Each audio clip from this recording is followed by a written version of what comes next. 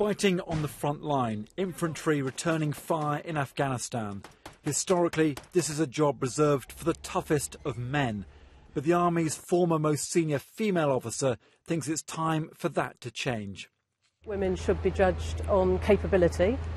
Men should be judged on capability too, of course, rather than on their gender. And therefore, if they're good enough, then they should be allowed to serve their country in exactly the same way as men are allowed to serve their country. Nicky Moffat's comments echo those of the Chief of the General Staff, who in a recent interview said, "We're in a minority of armies now in that respect. It's definitely something that we need to be considering seriously. Women need to see they have equal opportunities right throughout the organisation. Allowing them to be combat troops would make us look more normal to society." There are around 8,000 women serving in the Army. That's nearly 9% of the force. Most work side by side with men, and many have served on the front line.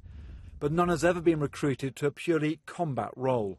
I think it's a great career anyway, or I wouldn't have joined. But if that was something that they were interested in, it should be an option.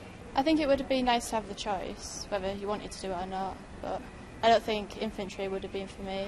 Whether or not there's women out there who specifically want to join the infantry and because they aren't joining the military at all, I don't think that's the case. I think women are finding where they can add value and joining other parts of the army.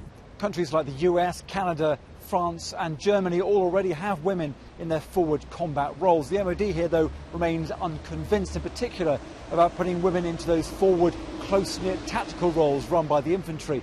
And they say that the experiences of other countries have been very mixed indeed.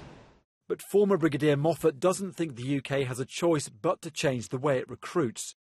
There are some very significant recruitment challenges for the Army, both for the regular Army and for the reserves. And if you narrow the pool of talent from which you can select into those positions, then it seems to me that you're actually doing the organisation a disservice.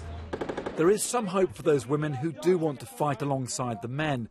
Under European law, the MOD has to review its policy on women in combat every 8 years. They'll have to look at it again before 2018. Toby Sadler, Forces News.